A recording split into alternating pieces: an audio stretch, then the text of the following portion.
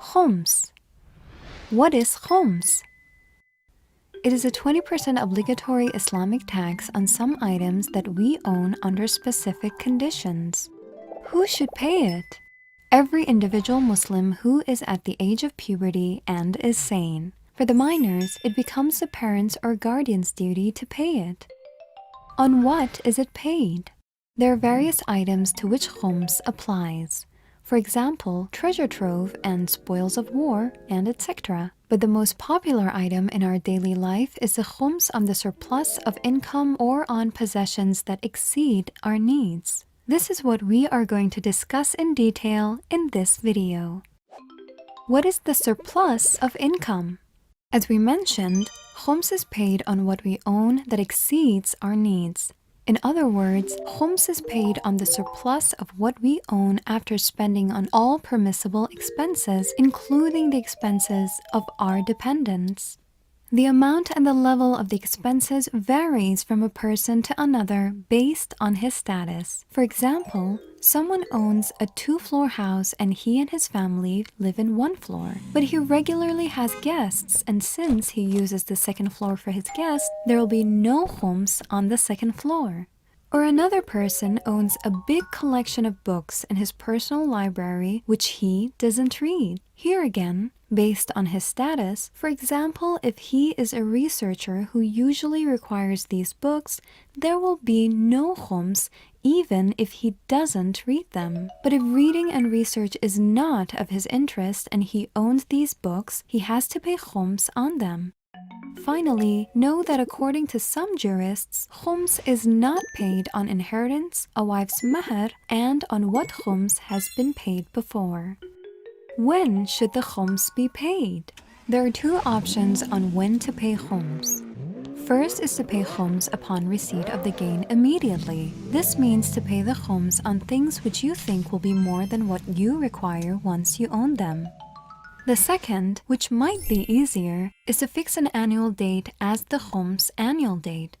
On this date, one should pay khums on the surplus of what one has for the preceding year. Note, on the annual date, one does not have discretion over his belonging on which his khums is not paid unless he has permission from his marja' al-taqlid. Based on the type of profession, there are 3 options to fix the khums annual date. 1. A person who has a permanent profession, like an employee or a trader, can fix his year on the first day that he started his work. 2.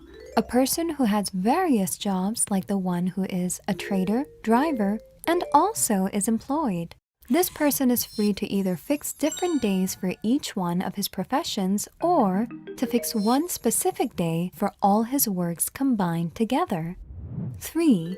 For the person who is not working. For each item he acquires, his khums year starts upon the receipt of the item, and after 1 year, khums becomes due on the surplus of the item. In general, in the Islamic laws, a person is granted a 1-year time frame to determine whether they really need an item or not. After 1 year, if that item was required, then there will be no khums on it. Otherwise, khums must be paid on it. For example, if someone buys 4 shirts during the year but he only uses 2 of them, then on the annual date he has to pay the khums for his 2 extra shirts. Note that using an item itself is not enough to exclude it from khums, but rather, the usage should be based on a real need according to one's status and common sense. A real example of a khums calculation. Imagine today is your annual khums day, and you want to calculate the khums that you have to pay. To make the calculation easier, let's sort the life's expenditures into major categories: foodstuff, clothing and furniture, property, cash, and debts. First, foodstuff. Whatever foodstuffs exist in your possession, like rice, sugar, food cans, frozen meat, fish, and etc., which is unused and which has a monetary value, should be counted, and 1/5 of it should be paid as khums. However, if an item has no monetary value in the market, like a spoonful of honey, it can be ignored. Second, clothing, furniture, and housewares. Consider your unused or extra items acquired during the last year. 1/5 of them should be paid as khums. Third, properties and vehicles. If your need in life is, for example, 2 cars, and you own 3, you have to pay khums on the 3rd car. Or if you have a house which suffices your need, but you've purchased another home, the latter is considered surplus of your need and the khums should be paid on it. Note that if someone has bought a piece of land or has bought the material for building a house and it has been with him for more than a year untouched, there are different rulings that apply to it. Please refer to the Islamic laws book for this issue. Fourth, cash money. 1/5 of all money that is saved and is in hand needs to be paid as khums. Fifth, debts and loans.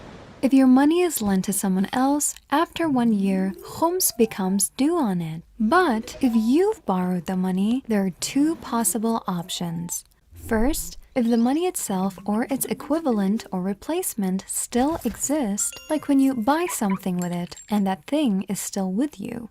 In this case, there's no khums due on it. Second, if the money is spent and doesn't exist anymore, and if it was spent on your need according to your status, there will be no khums.